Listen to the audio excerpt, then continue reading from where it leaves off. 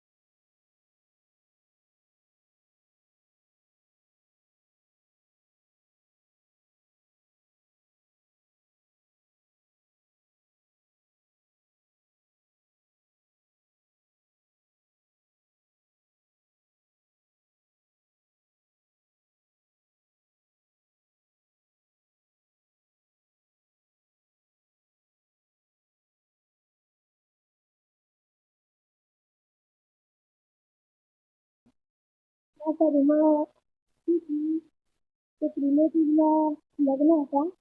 એ વખતે અમે ગયા હતા. મહેંદી હતી. એ વખતે મને પણ ડાન્સ કરતો આવડે છે. પહેલી વાર મેં આ ગીત ઉપર ડાન્સ કર્યો. પહેલી જ વાર. એ વખતે તો મને આવા સ્ટેપ પણ નહોતા આવડતા. એ વખતે તો હું બેઝિક ડાન્સ કરતી હતી. પહેલી શરૂઆત મારી એનાથી. પછી મારા જે ગ્રેન્ડમધર, મારા દાદી હતા, એમના જે ભાઈ હતા, એમના લગ્નમાં એમના મતલબ છોકરાના લગ્નમાં એ ડાન્સ કરતા મેં એના પર એને સ્ટેપ બાય સ્ટેપ બધા ગભરી એના પર એના સ્ટેપ કોપી કર્યા. તાને જઈ ત્યારે હું આના ઉપર જમને મહેનત કરતો હતો. આજે પણ સફળ ગઈ હતી.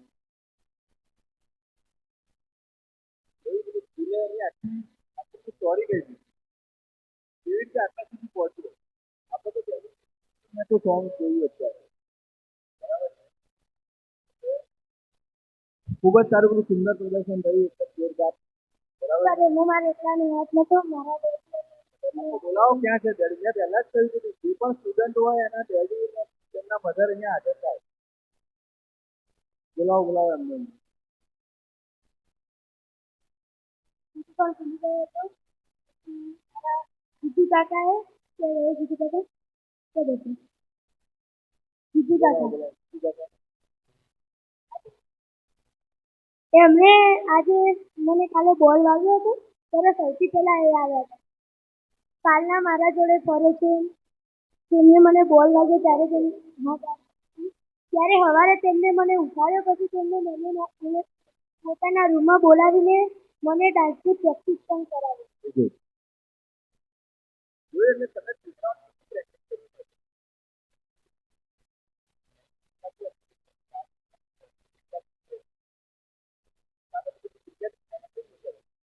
મજા આવી જાય ત્યાં કેવું છે ફાધર ત્યાં મધરે તૈયારી કરાવી હતી સોંગ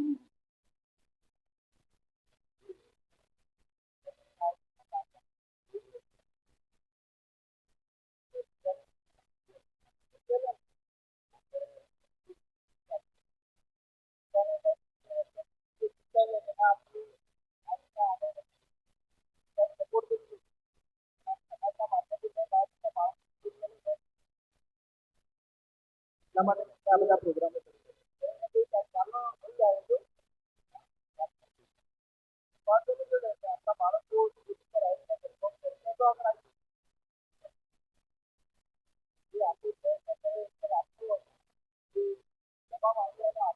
બાળકો આભાર માનું આજે જે લોકોના પ્રયત્નો વચ્ચે મારા બાળકના તમામનો આભાર માનું થેન્ક યુ